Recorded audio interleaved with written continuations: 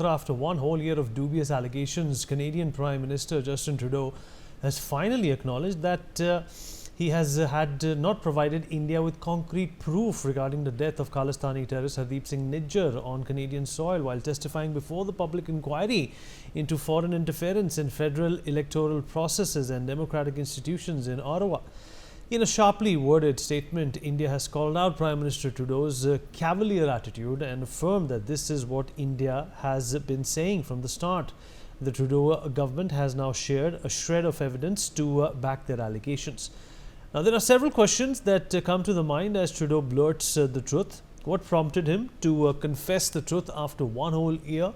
Has Pannu's open association had something to do with this sudden confession? Will the Five Eye intel be held equally accountable for this global defamation and embarrassment? And how does the embarrassment or the embarrassed Trudeau and his government plan to restore faith amidst these spate of lies? Before we open up this conversation, let's listen into Trudeau's statement. Work behind the scenes to try and get India to cooperate with us.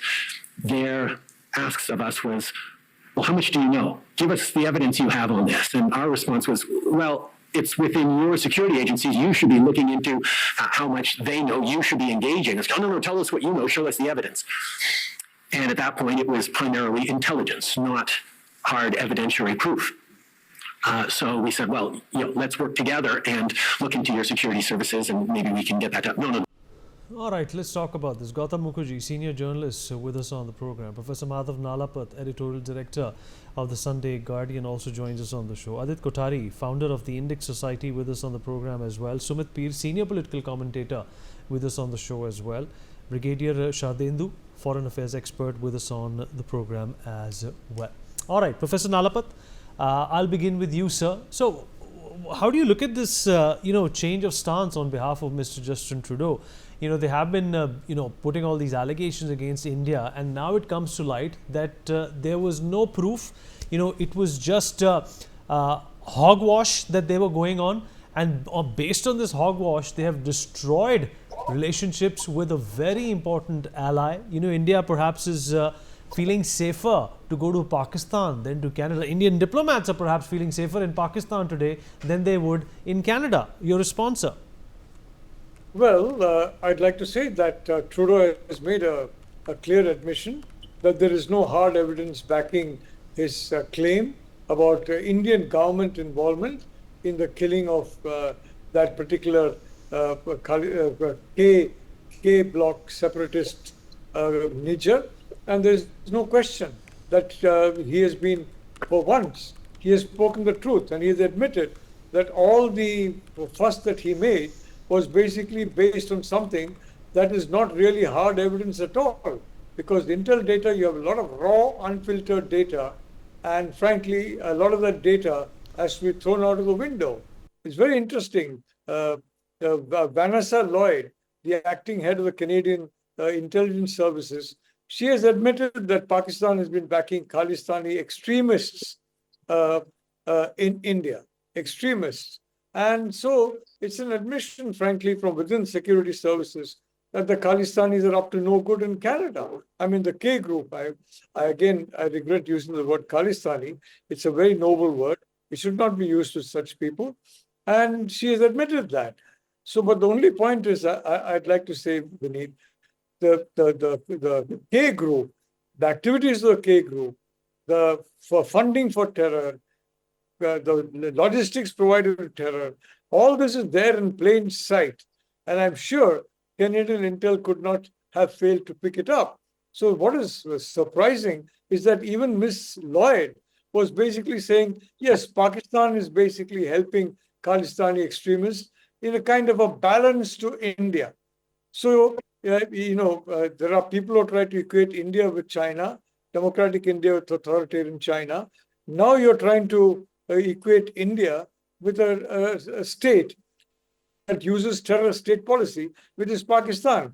Frankly, I don't know what's going on with the government of Canada, led by Justin Trudeau, because the fact is, the largest student flow into Canada comes from India. Canadian universities rely very heavily on Indian students.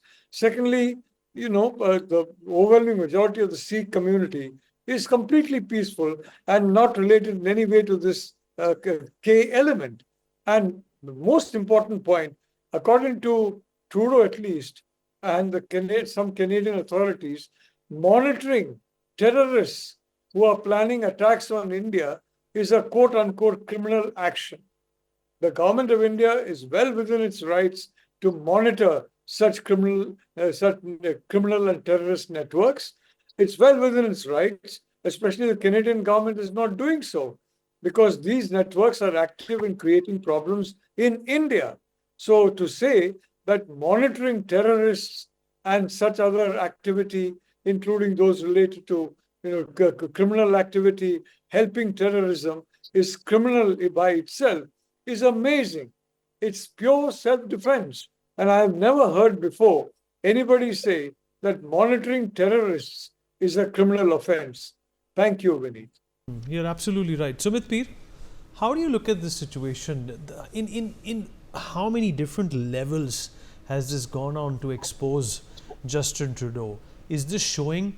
Is this putting a focal lens on his agenda against India and his sympathy towards terrorists? Not a word out. When there was a procession in Montreal, and a mockery was made out of an assassination of a former Indian Prime Minister, he did not utter a word. There has been continuous support, from organizations that have sworn animosity towards India, towards these Khalistani elements. He doesn't say anything, but he wants to blame India, in fact blame Indian diplomats, throw them out on the basis of a hunch. Is this how diplomacy works, Sumit Peer? Vineet, thank you very much for having me on your show.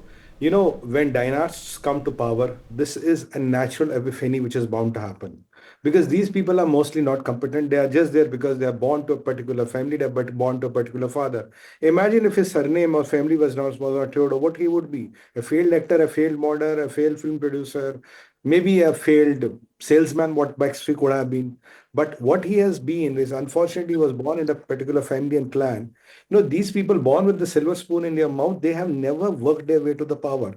He does not know what is, what is intel, what is, raw intel, what is kind of validated intel and what is verified intel. He doesn't know the difference between that. If somebody whispers something in his ears, he's the person who's going to jump on the rooftops and start putting all kinds of allegations. Now, what I heard, Vinny, that people with one eye is called, say one-eyed blind, two-eyed blind. Now, I have even come to know there are five-eyed blind. When you look at these so-called five eyes, paanch aankh wale andhe. I don't know what kind of things do they run. They are literally those five-eyed blinds. The challenge here is that, look, whatever the K word is, Khalistan, what I will say once, it is agenda of ISI of Pakistan, K2 desk, K for Khalistan, K for Kashmir. It is ISI's agenda, and the unfortunate part is that ISI is having a, run in Canada. ISI's agenda is run by nobody else than the Prime Minister of Canada. Because he's a dynast, he depends on Jagmeet Singh, he has to be in power because he knows my family name is this. That is why I'm destined to be in the power. And for that, let me mess up all the relations. He has put the democracies of the world down. He has not attacked India. He has attacked the largest democracy of the world. He has not attacked Prime Minister Modi. He has attacked the world's tallest leader. And that too on what? He had a hunch. He had some raw intel somewhere. Some rumors were floating. And based on that, he started this row. And if you look through the text, he was planning to do it at G20. Then he backed out. Oh my God, I hope he didn't do it at G20. He would have been whacked right, left and straight because this person is incompetent for the job. He is just there because he's his father's son, and such people are danger to the country. Look what he has done to the country. Look, if you look at the Indian students are contributing around $15 billion to Canadian universities. Sawa 4 lakh students, 4.25 lakh students. The trade is around $10 billion. Plus minus, if I look at other activities, it's a $30 billion impact. A country or a economy growing at 1.2%. Can you take an impact of $30 billion?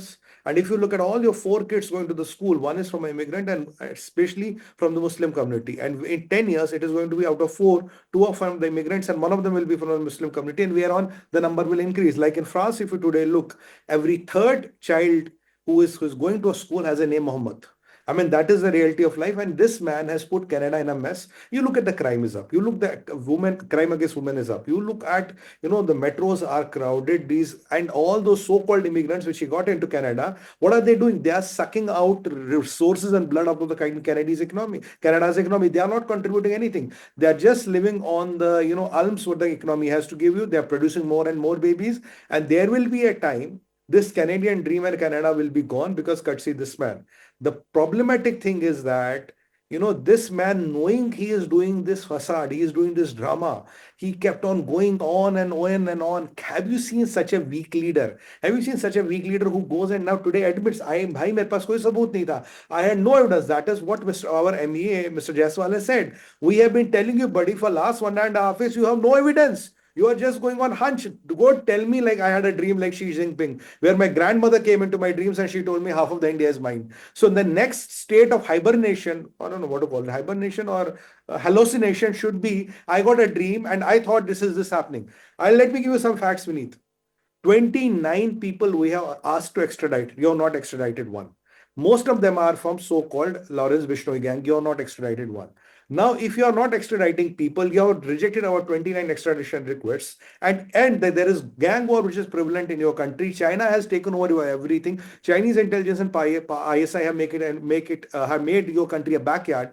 Now, when the gang war is happening, whom do you blame? You are saying, oh, because this has an Indian connection, looks to be an Indian name, let me blame on India. You don't want to tell to the people of Canada, look, our revenues are gone, our economy is gone, we have lost $30 billion, we have taken a panga with the biggest democracy and the most popular leader in the world. And after having that, we are infested with Chinese intelligence, Pakistani intelligence. Who killed Rupu Daman Sim? Do you know? Who killed the Baloch activities? Do you know? You have no idea. Who killed all pro-India voices? You have no idea. And out of that, we have to only go and target the Indian High Commissioner, who is the most decorated, one of the most decorated diplomats we have. And why? Because I don't know what to do. I need a face saver because Bishnoi, India means government of India. And you have the gumption to crack in. Let me come back to you, Sumit. Let me also rope in Gautam Mukherjee into this conversation. Gautam, do you think this is also a ploy? This is also an orchestrated process of deflection from the real issues which exist in Canada today? You have about 5,000 aspirants showing up for a job at an Indian restaurant for a server, for a waiter. What does that tell you? Isn't that a sneak peek into the economic mess that is called Justin Trudeau? Without a doubt. And I think the real deflection is his being in cahoots with the Chinese. And this is something that, while accusing India of various things gets some support, at least lip service from the United States. The fact that he's in cahoots with the Chinese will not get the same kind of reception in the United States. So to deflect from that, he has started all of this all over again. He started it at the G20 and then began has opened up the same issue without evidence once again. And everybody else in the Five Eyes, as well as the G7, to the extent that they have said anything, they are, embarrassed by his antics. And at the same time, they are aware that Canada is an ally. So this kind of thing, and as far as the economic mess goes, Vineet, you're quite right. And I think he has no clue how to fix it. And I think he is aware that he is not even popular in his own party. Several MPs have asked him to step down over this issue. And all the polls are saying that he's going to lose the election. So I think he's stirring the pot desperately and, has done this all over again. If India retaliates, it probably won't. It is doing a tit for tat, but I don't think India is interested in escalating it because all we have to do is put up with this man till the next Canadian elections. Vineet. All right. well, you said it very succinctly, but you've nailed it on the head that we have to put up with him till the next elections. Adit, well, the Americans are always supportive of the Canadians, but do you think they too themselves, would be feeling embarrassed that Mr. Trudeau has been, putting out this huge laundry list of charges against India without a shred of corroboration, without a shred of evidence? This is not only diplomatic embarrassment, but this is embarrassment. This entire support that the Americans have also lent to the Canadians. It's just not the Americans, sadly. I mean, all of the Five Eyes, barring New Zealand, they are particularly very, very thick-skinned. I am writing a letter to my own MP, who is a Labour MP, and I'm writing a letter to my Prime Minister, basically asking them these compelling questions as to how did they actually land to the conclusion that Canada's judicial system cannot be questioned, but yet you can question India's intelligence on the basis of credible allegations. I mean, have you forgotten the basic understanding? Do you lack the basic understanding of Queen's English, where credible allegations is not hard evidence at the end of the day? So that's what we're coming to. I have to disagree with Sumitji. At the end of the day, I think Justin Trudeau is very successful. He is a successful, sad, pathetic joke. That is what he is. He is nothing but a minion of Guru Patwant Singh Pannu. I mean, we go back to the letter, that was dated 23rd of September, which Pannu basically wrote to Trudeau requesting for the expulsion of the Indian diplomats and the Indian High Commissioner. And that is what, Trudeau's been doing. So, at the end of the day, he is just a minion of Pannu and all of the K gangs. He's basically held hostage to Khalistani politics in Canada, which he shouldn't be doing. The worst thing that you can do as any politician in the West is allow the import of subcontinental politics or any other politics to affect your domestic politics. And that is what people like Justin Trudeau have done. So they will go around blaming everybody else but, themselves. At the end of the day, he wanted to deflect, the tangible foreign interference that China has been indulging in Canada, and he was somewhere able to deflect it successfully. In that whole 45 minutes of his question Q&A session, 13 and a half minutes was basically dedicated to India.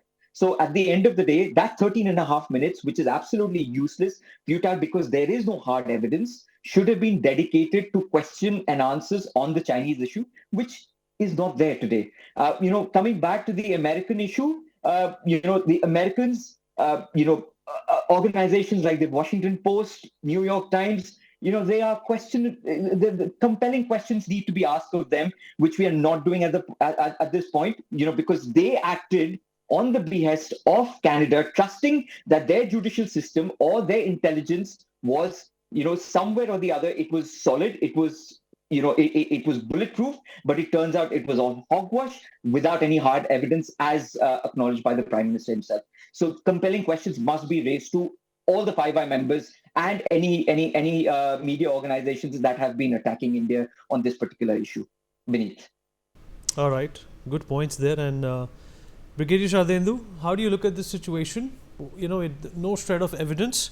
You are, going around town mocking India. You're going around the world complaining that Canada's sovereignty has been transgressed by India, by its diplomats. There is not a precedent anywhere in the world where Indian diplomats have indulged in something like this. However, the ISI finds its presence, the Taliban finds its presence, the Khalistanis find their presence in Canada. No word about them. There's enough evidence to prove what happened during the Kanishka crash as well. Not a single arrest. All their leads went cold. But still, they have this weird theory of attacking India on baseless charges. Yeah, Vineet, thank you for giving me this opportunity to air my views. Firstly, about his stance, I tell you how he acts and how he behaves and what is his personality. If you see by that, he is a man who is not fully matured as a true politician. He acts in a haste. he acts on a half-cooked information, and he reacted on the intelligence which was provided, which is not authentic, and he made a statement in his parliament. This could have been simply taken on by his prime minister or his foreign ministry. When diplomatic level people talk, they talk various things one to one and resolve many misunderstandings which crop up on intelligence basis, on some media report basis, or some kind of misperception which prevails upon, which he has not paid any attention, and straightway went to the parliament and made allegation against India that India has been involved in Hardeep Singh Nijjar's killing. And that's sort of a strong allegation against a country which is policy is generally to have amicable relation, have a good relation with all countries. That's why nobody has believed. That's why India has not reacted to his statement, and he kept on asking India, please cooperate with the investigation. Probably we have not done so because it had no ground to do so. And India kept on denying that India's involvement is not there. Why? Since independence, since 1947 onwards, our relation with Canada is very good. Recently, last 2 years, it has taken a severe dip because of Hardeep Singh Nijjar's killing and the immaturity of Trudeau, who has gone onto his parliament, and he kept on making a statement. And recently, again, he said that he has got hard evidence of Hardeep Singh Nijjar's killing, where Indian involvement is there. Indian diplomats who are posted there in Canada High Embassy, they have been involved in this. So, present situation, he has retrieved the situation to that extent that he has said sorry. He has made the statement based on the intelligence, not as evidence. He has not provided any evidence to the India. I see it slightly differently. India and Canada both have to work together. If one country has behaved very immaturely, we have given befitting reply. Now, how to retrieve the situation? We have got a lot of trade people-to-people contact. A lot of students are staying there, and a lot of people are going to Canada for studies because it provides good opportunity to a student for the higher studies. It is cheaper, and where these students will go for higher studies, because in America the cost of study is very high. The 2-3 destinations are there in world. It is Australia, New Zealand, Canada, where a lot of students go. So we have to take their side, and whatever Canadian government is saying to that extent that please provide the evidence, please cooperate. What we can do, that we can set up an investigation team. We can send this investigation team to Canada and look into the matter, because one head of a state is making allegation, making a charges, making a thing against India. We must reciprocate. We must answer to them in a befitting manner, rather than only saying that we are not involved. We should set up a investigation team, send them to Canada, investigate the thing, and provide whatever evidences we have that our involvement is not there, so that we retrieve this situation. Our relations are very good, and this statement which Trudeau is making is a political statement. Since the day he has not got the majority, he is trying to get into the majority. That's why he had gone into the midterm poll. Again, he could not get the majority. He has to depend upon NDP. And NDP is what? Is the pro-Khalistani organization. They are pulling the string. And when the election will take place in the month of October, large number of Indian diaspora is there, which is supporting of Liberal Party. They are not for the Conservative Party. But right now, his popularity is taking a total dip. That's why people are shifting from Liberal to Conservative. And now he has to come back to the power. This is all political game is going on. You remember 2 years back, he had a tough relation with China. There was a Huawei communication company. Their diplomats were held up. Even China has detained their diplomats in China. So all this thing has happened, but they have very smoothly come out of that situation. I expect the same kind of thing. Indian government take a very strong view. We have already said our involvement is not there yet. Professor Nalapat, where do you think this kind of hubris that we are seeing on behalf of Mr. Justin Trudeau stem from? What's the reason? That trade between India and Canada is doing exceptionally well, and people-to-people relations are good, and overall I can tell you the India-Canada relations are very good. So frankly, this kind of sponsored rubbish is not having any impact on India-Canada relations in general. There's no question about that. But having said that, I'd like to point out that an increasing number of reports are coming out about the embedding of elements of the Sino-Wahhabi alliance inside the various agencies in Canada. Forget about society, various agencies in Canada and the kind of activities they're carrying on. For example, there are individuals who are citizens of the world's largest authoritarian country who basically quietly tell people of Chinese ethnic origin, oh, you know, your family is there, they're living very well. And then basically, I guess they're asked to cooperate in some way. And if they don't cooperate, the family starts losing money or create financial troubles are there or travel problems come up. So they get the message. And it's terrifying what's happening. And it's happening in plain sight of the Canadian authorities, this kind of threatening. And instead, what are they saying? That India is threatening the Indian diaspora in Canada. Indian diaspora, the Sikh element is large, about nearly about 800,000 people, and it's a very vibrant element. But the reality is that all kinds of people are migrating to Canada, and some of them are bad apples, and many of them are not. And as far as Indian diaspora is concerned, overall, it's a model diaspora, which are good taxpayers, and they are law-abiding citizens. So I don't understand when you have a situation where Canadian citizens are being intimidated by a foreign power into doing all kinds of activities, which trying to get them to do activities prejudicial to the security of Canada. I don't see why Trudeau is not going after them. I'm really surprised, Vineet. I simply can't explain it. I mean, dynasty, all that. Well, Pierre Trudeau was a very good friend of China, and he made a state visit to China, if I recall, in 1973. And he has been very friendly. He was very friendly to China as Prime Minister. Trudeau is carrying on that family tradition.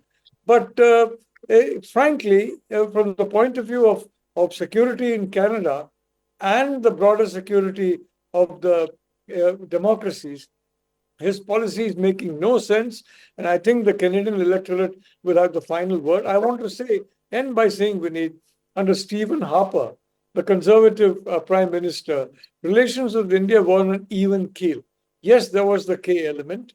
They were still active and tom-tomming all over the place, but that never affected relations.